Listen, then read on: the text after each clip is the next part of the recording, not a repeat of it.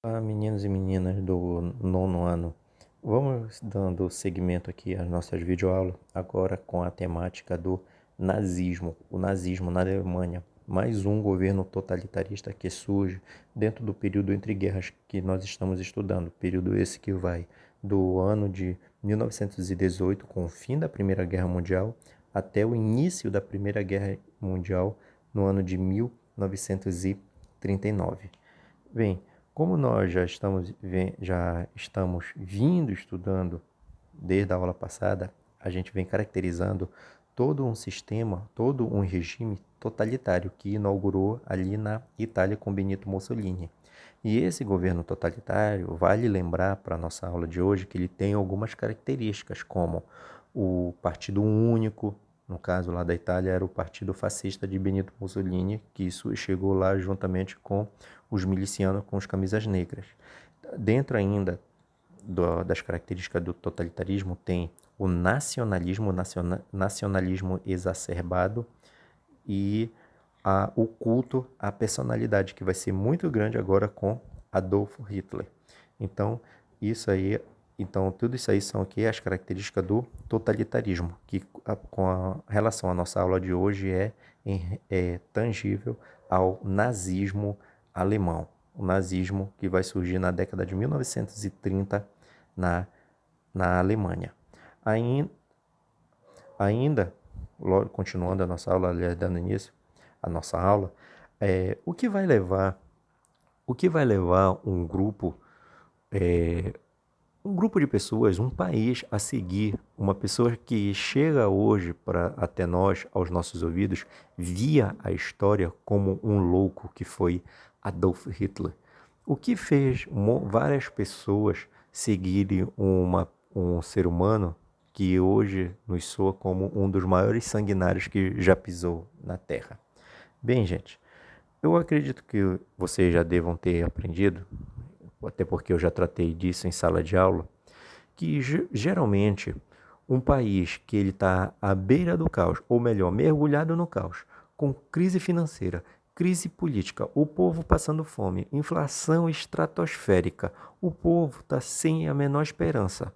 De repente chega uma pessoa com a promessa de tirar o país, tirar as pessoas daquela situação de calamidade.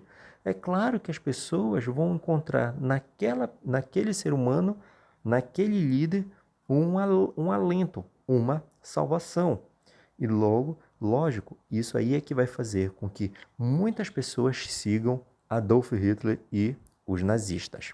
Então, qual era a situação da Alemanha às vésperas da ascensão de Adolf Hitler do nazismo ao poder, ao governo alemão? Bem, vocês sabem perfeitamente que a Alemanha sai humilhada da Primeira Guerra Mundial e assinou essa humilhação em uma província francesa, ou seja, ocorreu o Tratado de Versalhes, a humilhação do Tratado de Versalhes, que fez com que a Alemanha não pudesse mais expandir seu exército, aumentar seu exército, não podia fabricar armas e ainda teve que pagar uma indenização, ainda teve que pagar uma fazer a indenização dos países vitoriosos. Além de toda a humilhação do Tratado de Versalhes, ainda no ano de 1923, a Alemanha passava por uma catastrófica inflação. Por exemplo, o marco alemão, ele valeu milhares e milhares de dólares, uma tremenda desvalorização. O militarismo, como a gente pode ver aí, é justamente porque a Alemanha não podia expandir o seu aparato militar, não podia expandir o seu exército, o que era humilhante para o povo alemão. E o que fez surgir também o totalitarismo, o nazismo na Alemanha, foi o receio do comunismo. Haja vista nós sabermos muito bem que no ano de 1917 ocorre na Rússia a Revolução Russa, quando os bolcheviques, em outubro de 1917, tomam o poder naquele país.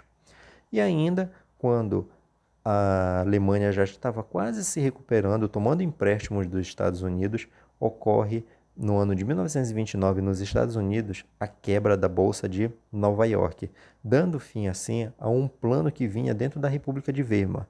A República de Weimar eu vou já explicar para vocês, que é o plano Dawes, que era um plano econômico da República de Weimar, da República que surge na Alemanha, que vai por água abaixo, cai por terra com a crise de 1929, que é a quebra da Bolsa de Nova York, nos Estados Unidos.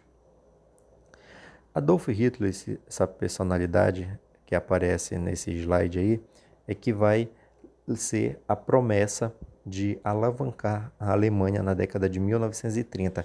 E ele que já vinha se manifestando desde o início da década de 1920, como eu vou já explicar para vocês, como nós vamos já adentrar dentro do processo de ascensão do nazismo na Alemanha. No início, logo depois do final da Primeira Guerra Mundial, no ano de 1919, alguns grupos políticos, partidos políticos, se reúnem na cidade de Weimar e fundam, naquele ano, repito, no ano de 1919, a República de Weimar, que tinha como principal característica o bipartidarismo, era considerada bicameral. Tinha duas câmaras, o parlamento e mais um outro setor, mais um outro espaço onde ocorria as decisões, tipo que um senado, onde ocorria também grandes decisões políticas, econômicas e sociais para a Alemanha.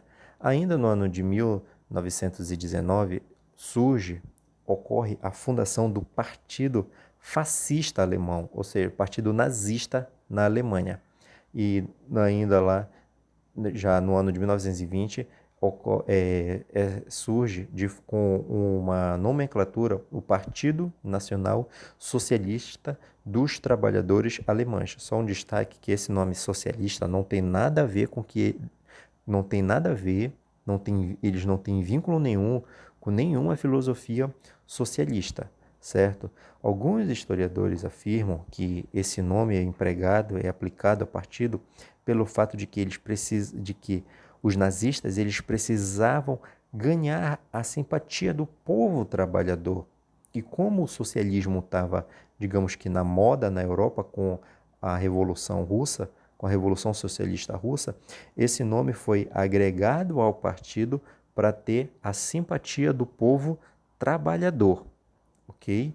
Então não tem nada a ver com o partido nazista ser socialista, como inclusive algumas pessoas afirmam taxativamente, inclusive até o ministro das Relações Exteriores do atual presidente, que eu prefiro não citar nem aprofundar para a gente não cair numa situação partidária ou apartidária aqui, ele já chegou a afirmar, inclusive o presidente também chegou a afirmar que o nazismo era socialista. E não era, gente. Não era. A história não confirma isso. Não tem nenhum historiador que confirme.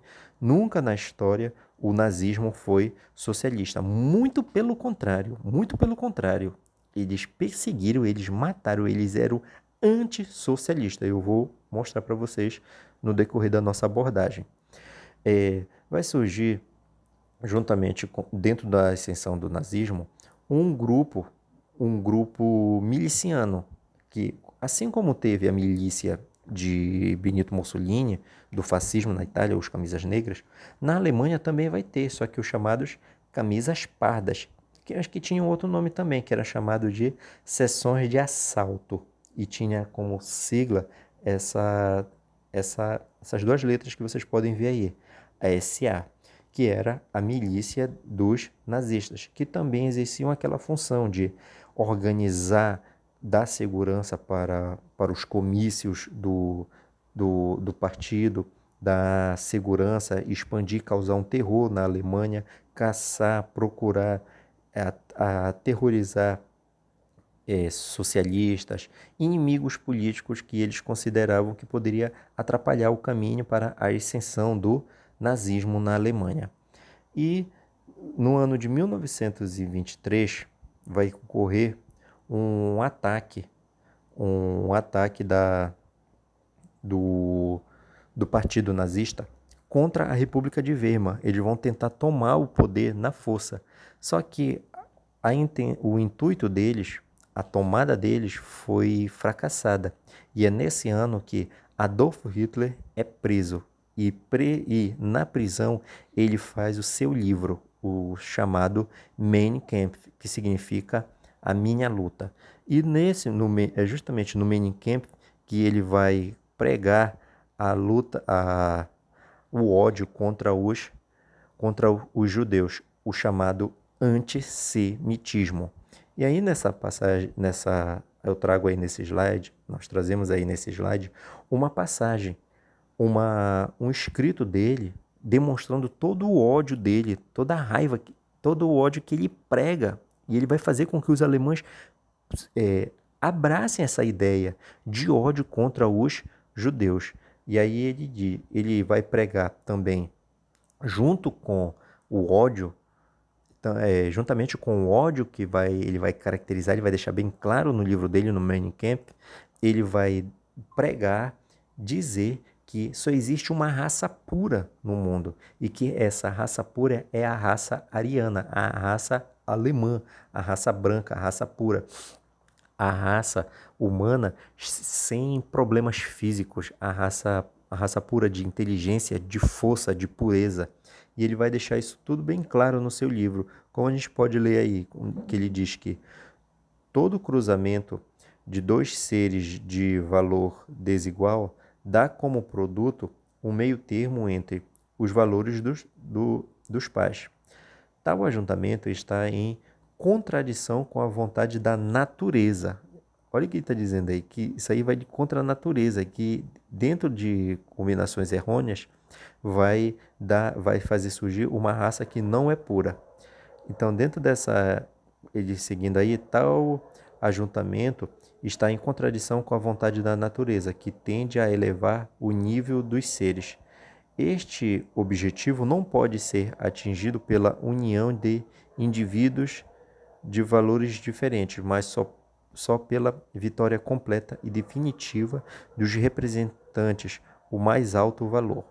O papel do mais forte é o de dominar e não o de se fundir com os mais fracos, sacrificando assim a sua própria grandeza. Ou seja, para ele, a raça pura, o arianismo, no mundo só tinha que ter o arianismo. E dentro e esse arianismo ele só poderia se difundir, se procriar dentro de um espaço onde só tivesse gente da raça ariana. E é justamente com essa pregação da raça superior que ele pregava um espaço vital, um espaço onde só tivesse ariano. Consequentemente, ele eliminaria todas as pessoas que ele considerava como aberração da natureza, como negros,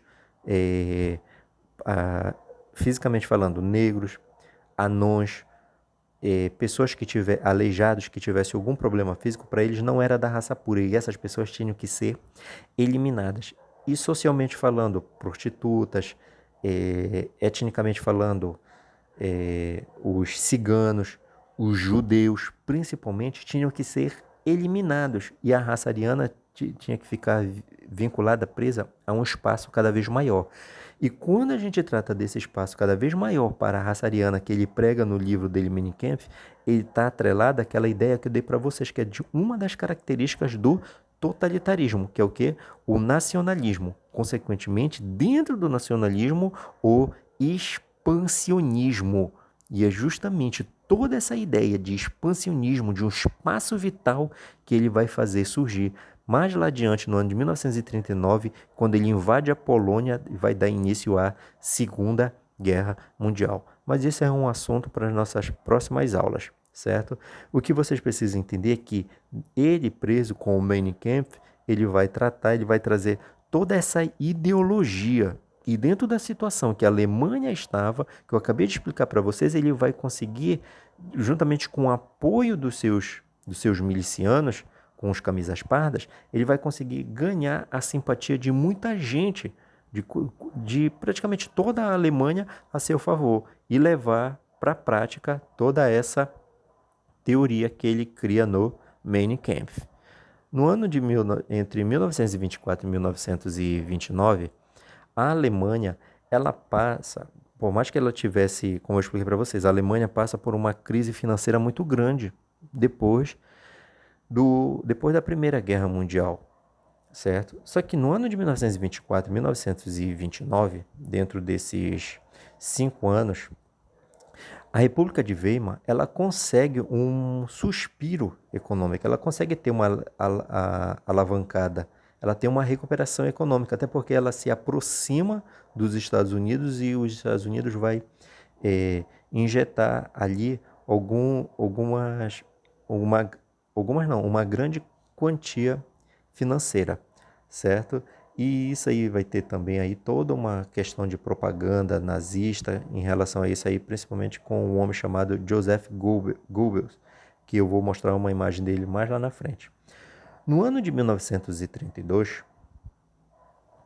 ocorrem as eleições presidenciais na Alemanha. E Adolfo Hitler vai correr com um homem chamado Hindenburg, ou Hindenburgo, como vocês quiserem pronunciar, certo? E lerem. E vai ocorrer a vitória de Hindenburgo. Só que no ano de 1933, Hitler forma uma colisão governamental assumindo o cargo de chanceler. É que nas eleições de 33,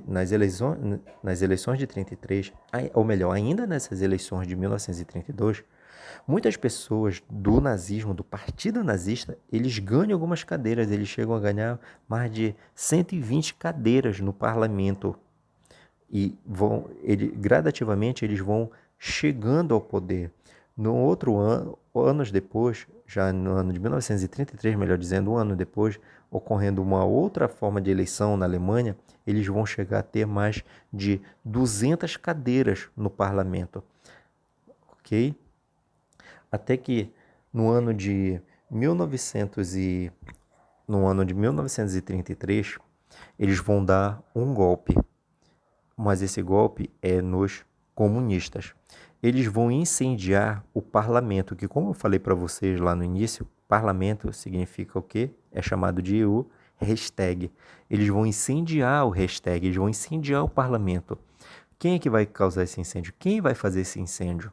Os nazistas, os milicianos, os camisas pardas. Eles vão incendiar o parlamento. Só que aí, como já tem toda uma liderança de propaganda, já tem todo um domínio de propaganda com o nazista Joseph Goebbels, que é o ministro da propaganda dali da Alemanha, que já é nazista, certo? O que eles vão propagar para a população? Quem que eles vão dizer? Quem foi que tocou fogo no parlamento? Os socialistas. Eles vão jogar a população contra os socialistas. Uma das maiores características do nazismo é o ódio político dos socialistas, dos comunistas, ok? Consequentemente, vai ocorrer aí uma forte atuação da SA, da Suática e da Gestapo, que era a polícia secreta da Alemanha. Vai ocorrer uma forte censura também, perseguição, terror policial a quem? A todos os seus inimigos, como eu falei, principalmente politicamente tratando aos socialistas. No ano de 1934, ocorre a morte de quem ganhou as eleições, como eu mostrei nos slides passados aí. O Hindenburg morre. Consequentemente, na sequência desse fato, Hitler, além de já ter se tornado chanceler, ele já era chanceler, ele já estava no parlamento e tinha se tornado primeiro-ministro na Alemanha, agora ele vai ter nas mãos o poder de chanceler, de primeiro-ministro e de presidente, se tornando assim o Führer. Führer significa aquele que guia o seu exército, aquele que guia o seu povo rumo à vitória da Alemanha, que ele já vinha pregando no Mein Kampf. E ocorre dentro de todos esses fatores também a fundação do chamado Terceiro Reich alemão. Reich significa tipo que império, o poderio da nação. Mas alguém daí vem, algum aluno atento vai e pergunta, Elton, mas é o terceiro Reich? Mas se tem um terceiro, e o primeiro e o segundo, que eram? O primeiro Reich, gente, era no período do Sacro Império Alemão, que é do século, do século, de alguns séculos na Idade Média ainda, certo? O segundo Reich foi quando ocorreu todo aquele processo de unificação que eu expliquei para vocês no ano passado, quando vocês ainda estavam lá no 8º ano, quando ocorre a unificação da Alemanha liderada por Otto von Bismarck. Otto von Bismarck, depois que ele unifica a Alemanha, é caracterizado, é definido ali o segundo Reich. E o terceiro Reich ocorre com a ascensão, a chegada de Adolf Hitler ao poder, do Führer ao poder. E aí tem essa imagem aí do ministro de propaganda nazista, o homem que ajudou os nazistas chegarem ao poder e que ajudou os nazistas a se manterem no poder até meados da Segunda Guerra Mundial. Esse homem é um dos responsáveis por fazer valer toda a, a fazer valer a imagem de grandiosidade do partido nazista, a imagem de um grande homem que foi Adolf Hitler para os nazistas. O culto à personalidade, toda aquela propaganda, aquela imagem positiva que tinha tanto do partido quanto de Adolf Hitler, um dos grandes responsáveis é este homem aí, chamado Joseph Goldberg.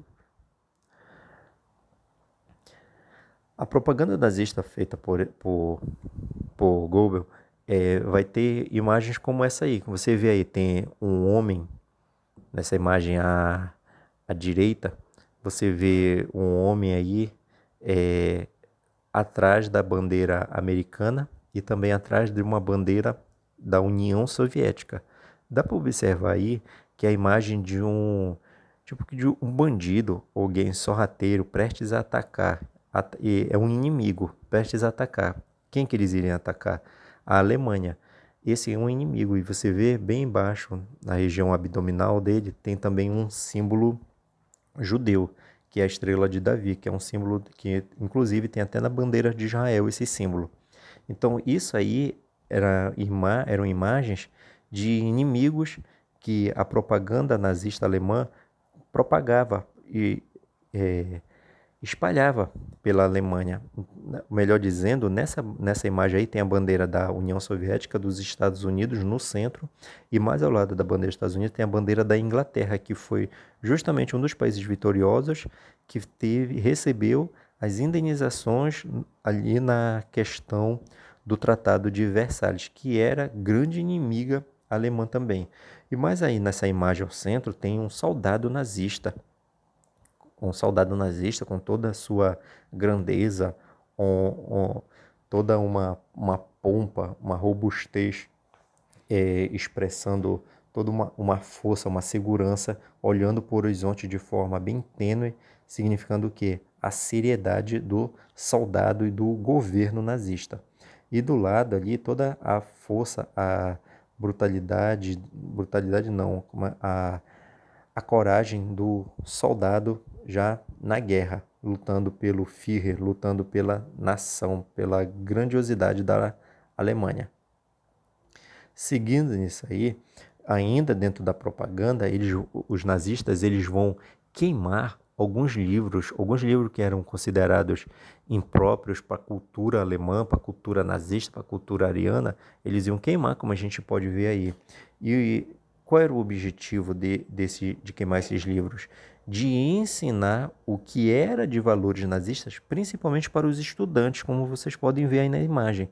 Tem aí a imagem dos estudantes queimando livros que eram inadequados para a filosofia de grandeza e crescimento da raça ariana dentro do universo nazista na Alemanha. E do outro lado, toda a pompa do exército, toda a grandeza e beleza do exército fascista na Alemanha. Tudo isso aí era o quê? A propaganda em prol de demonstrar a grandiosidade do partido nazista. de- além de que eles utilizavam algumas imagens, alguns símbolos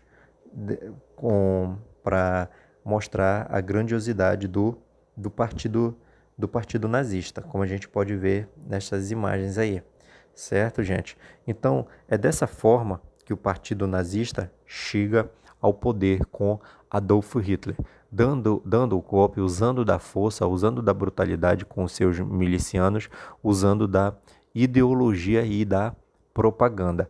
Assim, chega ao poder o totalitarismo na Alemanha nazista, um governo que toma o poder no ano de 1933 e só vai terminar no ano de 1944, quando Adolf Hitler vem ao suicídio no decorrer da Segunda Guerra Mundial.